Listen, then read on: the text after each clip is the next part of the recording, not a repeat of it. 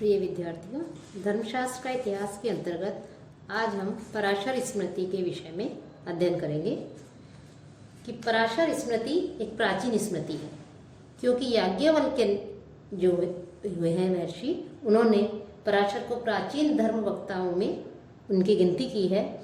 लेकिन इससे यह सिद्ध नहीं होता है कि हमारी वर्तमान जो पराशर स्मृति है, यह पराशर स्मृति प्राचीन है। संभवतः वर्तमान जो प्रति प्राप्त होती है वो प्रति प्राचीन प्रति का संशोधन है। इस स्मृति का प्रकाशन कई बार हुआ है, लेकिन जीवानंद तथा बंबई संस्कृत माला के संस्करण जिनमें माधव की विस्तृत टीका है वो सर्वाधिक प्रसिद्ध है। गरुड़ पुराण ने पराशर स्मृति के 39 श्लोकों को संक्षिप्त रूप में ले लिया है। इससे स्पष्ट होता है कि स्मृति जो है पर्याप्त प्राचीन है। वर्तमान जो पराशर स्मृति है, इसमें 12 अध्याय हमें प्राप्त होते हैं। इसमें केवल आचार एवं प्रायश्चित के ऊपर ही विवेचन हमें मिलता है, विवेचन किया गया है। और इसके टीकाकार जो माधव है, उन्होंने अपनी ओर से व्यवहार संबंधी जो विवेचन है उसको भी इसमें उन्होंने जोड़ दिया है। अब जो पराशर स्मृति है, यह पराशर नाम बहुत प्राचीन है।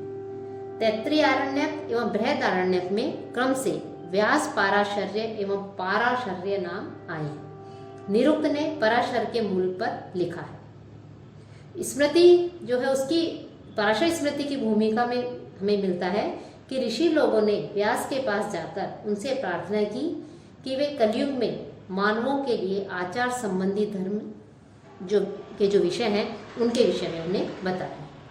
व्यास जी उन्हें बद्रिका आश्रम में शक्तिपुत्र अपने पिता पराशर के पास दे गए और जो पराशर थे उन्होंने वर्ण धर्म के विषय में उन्होंने बताया। पराशर स्मृति में अन्य जो 19 स्मृतियों जो है उनके नाम भी आए हैं।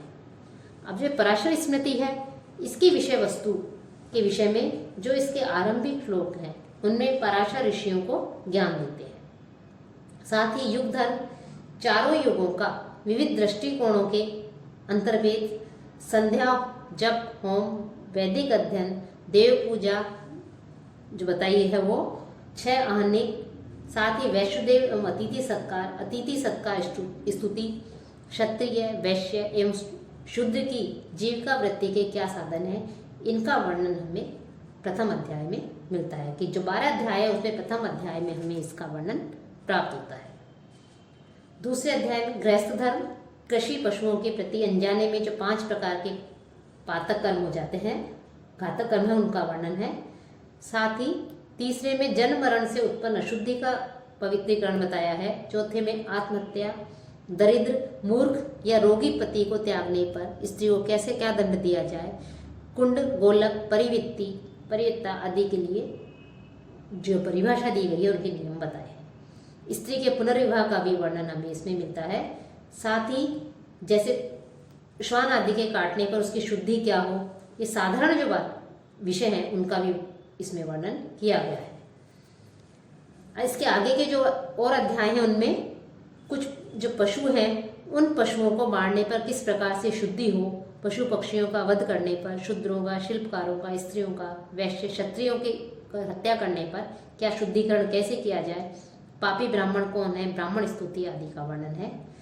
साथ ही जो धातु काष्ठ आदि के जो पात्र हैं उन पात्रों के निर्मलीकरण का विषय है। साथ ही इस नारी के विषय में भी उसके मासिक धर्म के विषय में वर्णन किया गया है।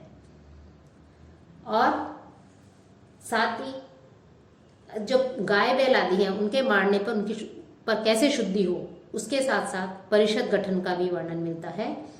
और साथ ही जो वर्जित जो स्त्रियां हैं उन स्त्रियों के साथ में व्यभिचार करने पर, उनके साथ में संभोग करने पर चांद्रायण और अन्य व्रतों से शुद्धि होती है, उसका किस प्रकार से शुद्धि होती है उसका वर्णन किया है। और किसका अन्न खाएं, किसका अन्न नहीं खाएं, इसका विषय में वर्णन है। दुस्वप्न देखने, वमन करने आदि का पर पवित्रीकरण का विवेचन हमें मिलता है। 5 प्रकार के जो स्नान है उनका वर्णन मिलता है। और कब कैसे, रात्रि में कैसे कब स्नान किया जा सकता है, इसके साथ साथ घर में कौन सी वस्तुएं रखनी जाए इसका भी वर्णन है।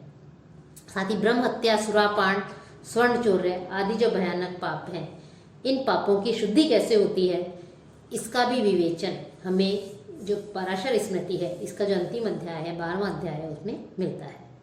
जब हम पराशर स्मृति का अध्ययन करते हैं तो उसमें कुछ विलक्षण जो विषय हैं उनके विषय में भी चर्चा की गई है, वो भी हमें उसमें मिलती हैं। जैसे केवल 4 प्रकार के पुत्र इसमें बताए गए हैं कि औरस, क्षेत्रस, दत्त और कृत्रिम।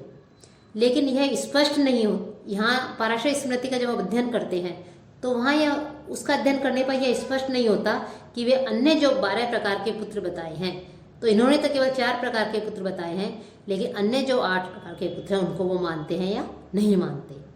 साथ ही सती प्रथा की उन्होंने स्तुति की है, और जो पराशर है उन्होंने अन्य धर्मशास्त्रकार जो हैं उनके मतों का भी उसमें उल्लेख किया है। मनु का उन्होंने जो है कई बार नाम उस स्मृति में हमें मिलता है।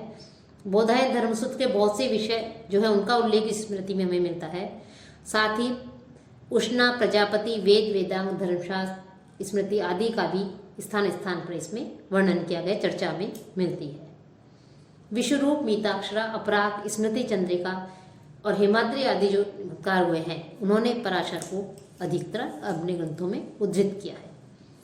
इससे स्पष्ट होता है कि 19वीं शताब्दी में यह स्मृति जो है वहाँ विद्यमान थी।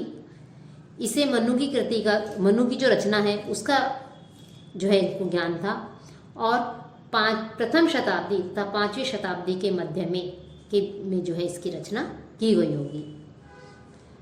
एक बृहत पराशर संहिता भी है जिसमें 12 अध्याय एवं 3300 श्लोक मिलते हैं, लेकिन यह बहुत बाद की रचना हमें प्रतीत होती है, या हम यह कह सकते हैं कि यह पराशर स्मृति का एक संशोधन है। तो जो पराशर स्मृति है वो पराशर स्मृति जो है वो भी एक प्रमुख स्मृति मानी जाती है, और वर्तमान में जो है पराशर स्मृति प्राप्त होती है उसमें 12 अध्याय हमें मिलते हैं, और 593 जो है वो श्लोक उसमें हमें प्राप्त होते हैं। वो उन श्लोकों में जो है अनेक जो विषय हैं उन विषयों को लेकर के उनका वर्णन किया गया है।